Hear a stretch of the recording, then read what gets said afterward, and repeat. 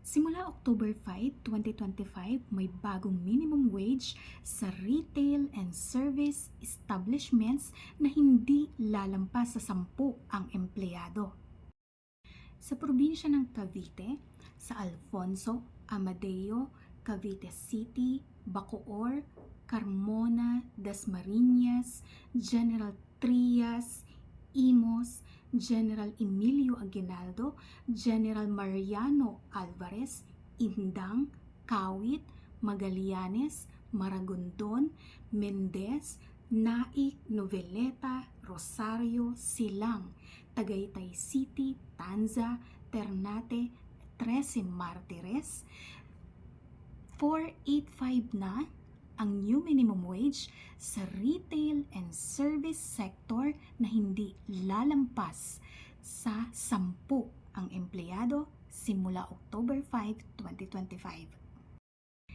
Sa retail and service sector naman kung saan hindi lalampas sa 10 ang empleyado, simula October 5, 2025 sa probinsya ng Laguna, 485 na ang new minimum wage sa Alaminos, Bay, Calauan, Cavite, Binyan, Cabuyao, Calamba, Santa Rosa, San Pedro, Fami, Kalayaan, Liliw, Los Baños, Luisiana, Lumban, Mabitak, Magdalena, Mahayhay, Nagkarlan, Paite, Pagsanhan, Pakil, Pangil, Pila, Rizal, San Pablo City, Santa Cruz, Santa Maria, Siniluan, and Victoria.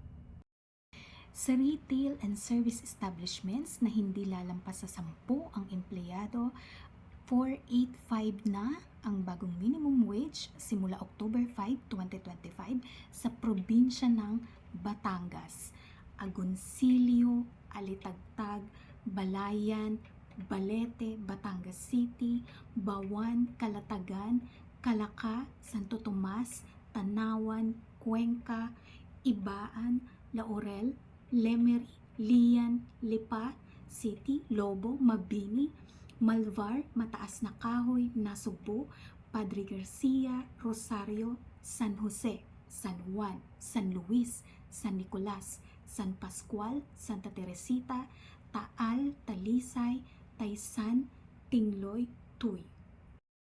Sa retail and service establishments na hindi lalampas sa 10 ang empleyado, 485 ang bagong minimum wage simula October 5, 2025 sa probinsya ng Rizal, Angono, City of Antipolo, Baras, Binangonan, Cainta, Cardona, Halahala, Morong, Pililla, Rodriguez, San Mateo, Tanay, Taytay, Teresa.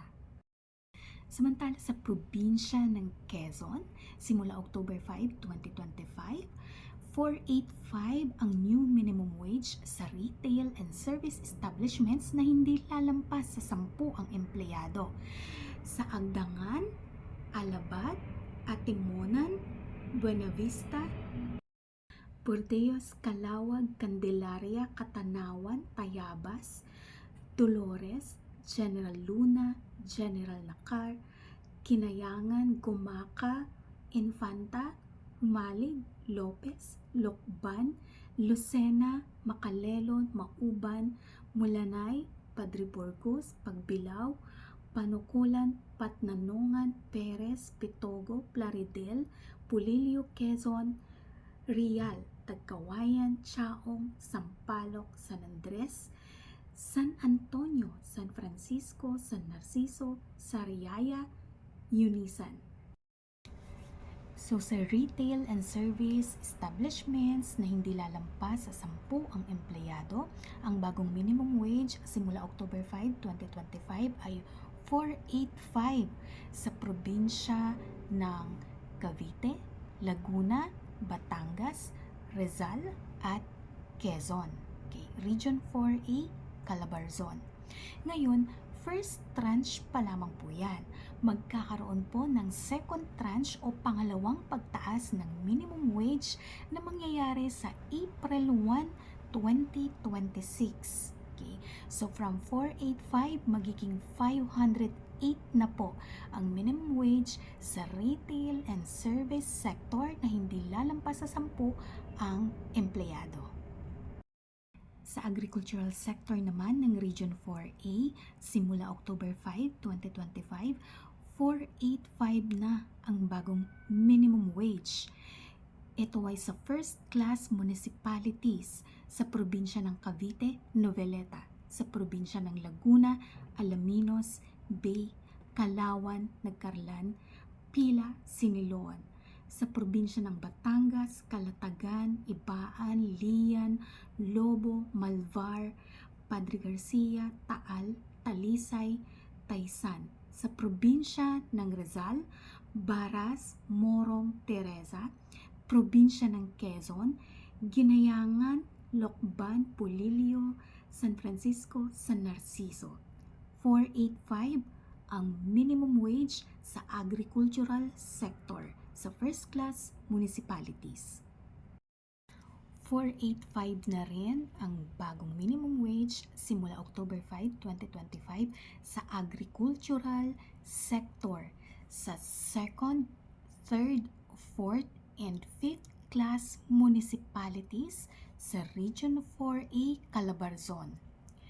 Sa Cavite, Amadeo, General Emilio Aguinaldo, Magallanes, Maragondon, Mendez, Ternate. Sa probinsya ng Laguna, Cavite, Fami, Kalayaan, Liliw, Luisiana, Lumban, Bitac, Magdalena, Mahayhay, Paite, Pagsanahan, Pakil, Pangil, Rizal, Santa Maria, Victoria. Sa probinsya naman ng Batangas, Agoncillo, Alitagtag, Balete, Cuenca, Laurel, Mataas na Kahoy, San Luis, San Nicolas, Santa Teresita, Tingloy, Tuy. Sa province of Rizal, Cardona, and Halahala. Sa probinsya naman ng Quezon, Agdangan, Alabat, Buenavista, Burdeos, Dolores, General Luna, Humali, Macalelon, Padre Burgos, Panolocan, Patnanongan, Perez, Plaridel, Pitogo, Quezon, Sampaloc, San Andres, San Antonio, Unisan. Okay, so sa agricultural sector ng Region 4A Calabarzon, simula October 5, 2025, ang bagong minimum wage ay 485 sa first, second, third, fourth, fifth class municipalities ng Region 4A Calabarzon. Pero first tranche pa lamang yan or unang pagtaas. Magkakaroon ng pangalawang pagtaas o second tranche by April 1, 2026. Sa first class municipalities ng Region 4A Calabarzon, 525 na ang minimum wage by April 1, 2026. Second tranche yan na. Sa second, third, fourth, and fifth class municipalities ng Region 4A Calabarzon naman, 508 ang minimum wage by April 1, 2026. Second tranche, agricultural sector.